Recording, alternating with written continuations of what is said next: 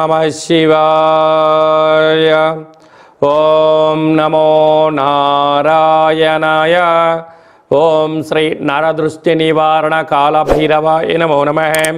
ओम दाशरथाय विद्महे सीतावल्लभाय धीमहि तन्नो श्रीरामचंद्र प्रचोदयातु। हरि ओम। మా ఛానల్కి స్వాగతం. చూస్తున్న వీక్షకులకు ప్రేక్షకులకు ప్రియ కాళ భైరవ భగవద్బంధులకి స్వాగతం పలుకుతూ మమ్మల్ని ఎంతగానో ఆదరిస్తూ ఉండబడినటువంటి ప్రియ సోదరీ మణులు అందరికీ కూడా సనాతన ధర్మ వీక్షకులకు సంరక్షకులకు శ్రీరామనవమి పండగ శుభాకాంక్షలు. అందరము రామనామాన్ని జపింపచేద్దాం, ధర్మాన్ని కాపాడుకుందాం, ధర్మబద్ధమైన జీవితాన్ని పొందుదాం.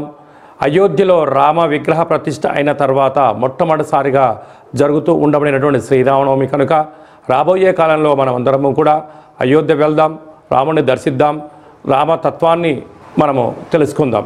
16వ తారీఖు 4వ నెల 2024 నుండి 30/4/2024 వరకు పుట్టినటువంటి వారందరికీ కూడా ముందస్తుగా జన్మదిన శుభాకాంక్షలు.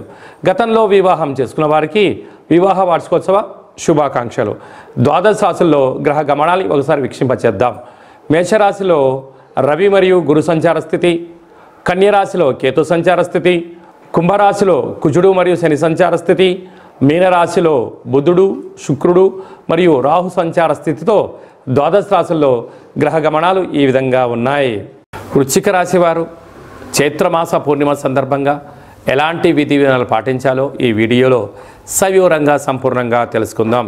వృశ్చిక రాశిలో ఏ నక్షత్రాలు వస్తాయనగా విశాఖ నక్షత్రంలోని చివరి పదం 4వ పాదము, అనురాధ నక్షత్రంలోని 4 పాదాలు, జ్యేష్ఠ నక్షత్రంలో 4 పాదాలు కలిపితే వృశ్చిక రాశి. చాలామందికి పుట్టినటువంటి కాల సమయంలో డేటా ఆఫ్ బర్త్లు లేనటువంటి కారణం వలన పేరు యొక్క మొదటి అక్షరాన్ని అనుసరిస్తూ రాశిని తెలుసుకునే ప్రయత్నం చేద్దాం. ఏ అక్షరాలు ఉన్నట్లయితే తో, నా, నీ, నో, నే, నో, యా, ఈ, యు అక్షరాల వారందరూ కూడా వృశ్చిక రాశి జాతకులే.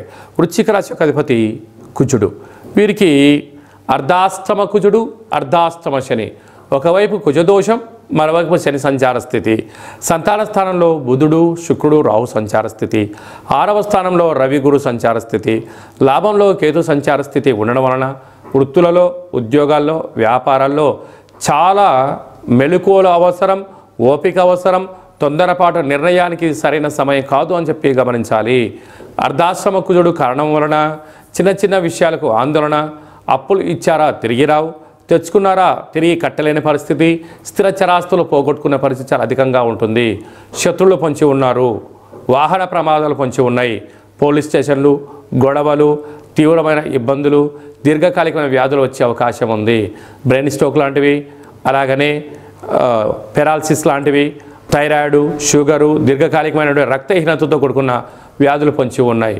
ఇలాంటి కాల సమయంలో వీలైనంత వరకు మౌనంగా ఉండడం, రోజు యోగా చేయడం, సూర్య నమస్కారాలు చేయడం, ఏకాంతంగా ఉండడం ఉత్తమోత్తమము. ఒక ఎరుపు రంగు క్లాతులో ఒక దోషుడు అన్నాన్ని పోసి, దోషుడు కుంకుమను పోసి, ఎర్రటి అన్నాన్ని ముద్దగట్టి, ఎర్రటి ఒత్తులతో నెయ్యితో దీపం పెట్టి యజమానికి దిష్టి తీసి వేయడం వలన రుణ సమస్యలు, రోగ సమస్యలు, శత్రు సమస్యలు తొలగిపోతాయని చెప్పి గమనించగలగాలి. కనుక మీ జన్మ నక్షత్రమున పూర్ణిమ తేదీన ఎన్నో జాగ్రత్తలు అవసరం. స్వయం వృత్తుల వారు, సాఫ్ట్వేర్ రంగం వారు, హార్డ్వేర్ రంగం వారు, వ్యవసాయ సోదరీమణులు, గృహ భవన నిర్మాణ కార్యక్రమం చేసేవారు ఎంతో జాగ్రత్త అవసరమని చెప్పి గమనించాలి. ఏప్రిల్ నెలలో ద్వితీయార్థంలో ముఖ్యమైనటువంటి పండుగల గురించి క్లుప్తంగా తెలుసుకుందాం. 16వ తారీఖున చైత్రమాస శుద్ధ అష్టమి మంగళవారము, పుష్యమి నక్షత్ర సందర్భంగా మనమందరము కూడా కాళభైరవ స్వామిని స్మరిద్దాం, కాలాన్ని అనుకూలంగా తెచ్చుకుందాం. గృహంలో వాస్తు, నరదృష్టి, యంత్ర, మంత్ర, తంత్ర, పరతంత్ర, తాంత్రిక దోషాలను తొలగించుకుందాం.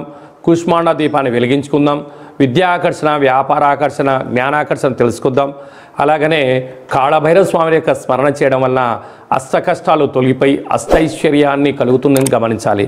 మీకు ఇంట్లో చేసుకోవడానికి కుదరకపోతే ఈ కింద నెంబర్ సంప్రదించినట్లయితే మన యొక్క దేవాలయంలో కాళభైరవ స్వామి యొక్క పూజా కార్యక్రమాలని మీకు ప్రత్యక్ష ప్రసారంగా కూడా చూపించడం జరుగుతుంది.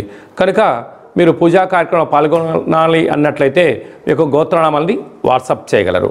అలాగనే మనకు 17వ తారీఖున శ్రీరామనవమి కనుక మనమందరము కూడా శ్రీరామస్వామి వారి యొక్క కళ్యాణంలో పాల్గొందాం. అక్షంతల్ని తలంబ్రాలని మనం తలపైన వేసుకుందాం. అష్ట కష్టాలని తొలగింప చేసుకుందాం.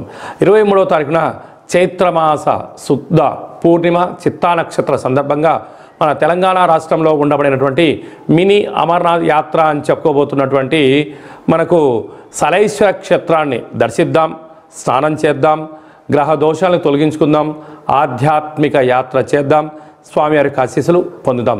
ఇంకనూ ఈ ఏప్రిల్ నెలలో ద్వితీయార్థంలో ఇంకనూ విజయం సాధించగలగాలి అన్నట్లయితే ఈ యొక్క పాత్ర కంచు పాత్ర అంటారు. అంటే మనకు రాసులు 12 ఎలా ఉంటాయో, లగ్నాలు 12 ఎలా ఉంటాయో 12 రాసులు ఇందులో అచ్చు వేయడం జరుగుతుంది. ఈ యొక్క పాత్ర కంచు పాత్ర అవ్వడం వలన ఇంట్లో ఉదయము సాయంత్రము పూజ చేసిన తర్వాత శబ్ద తరంగాలను సృష్టించడం వలన అద్భుతమైనటువంటి ఆకర్షణ కలుగుతుందని చెప్పి గమనించాలి. ఒకసారి చూద్దాం.